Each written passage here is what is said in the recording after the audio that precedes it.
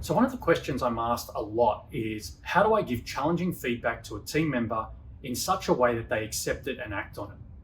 We would all agree that providing high quality feedback is a critical leadership skill. Yet even on a good day, very few leaders are comfortable providing honest and direct feedback, especially when that feedback is corrective in nature. In my experience, this is true regardless of seniority, gender, or geography. Of course, there are numerous feedback techniques and they give us an apparent safe haven, such as start, stop, continue, feed forward, and the dreaded feedback sandwich, among many others. But techniques are nowhere near as important as you may think. If you hope to have others accept and act on your feedback, the following 3 principles matter a whole lot more than techniques. Firstly, check your motive. Self-interest is a feedback killer. No matter your technique, no matter how good it is, you'll almost certainly fail if you are singularly focused on your outcomes, your needs, and your point of view. On the flip side, you can get away with very clumsy delivery if you are acting in the receiver's best interests. Before giving feedback, ensure your motivation is pure. If it's not, it's actually better to stop right there. Focus on contribution, not control. Any attempt to manipulate the receiver will typically be very obvious and very ineffective. Most importantly, imagine the receiver is a dear friend. If you convey a genuine sense of care, your likelihood of success will increase dramatically. In fact, this one simple idea is a game changer. Number 2, set yourself up for success. Surprising the receiver greatly decreases your chances of success, and patronizing them is even worse than surprising them.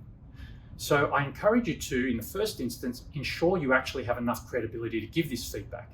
If you're not a great example of what good looks like, your feedback will land somewhere between condescending on one hand and delusional on the other.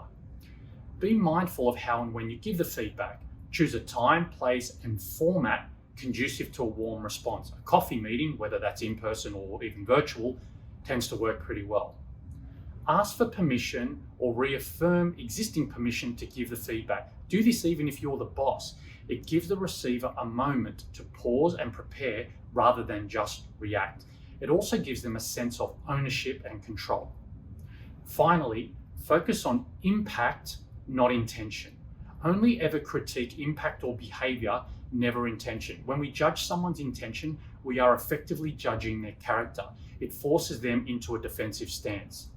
Let them know that you know they have noble intentions. Focus on specific and recent behaviors that you've observed, not your interpretations and your judgments. Beyond that, I encourage you to be really clear, direct, and succinct. The longer you take to make your point, the more tension you create. Establish a two-way dialogue. Invite the receiver to participate actively in the conversation. If they're unable or unwilling, ask them to reflect overnight and come back to you. Finally, support them to take action. Reinforce your desire to support their ongoing growth, contribution, and success. I hope this video enables you to provide more honest, direct, and increasingly effective feedback to your colleagues so that you learn, grow, and contribute even more together over time.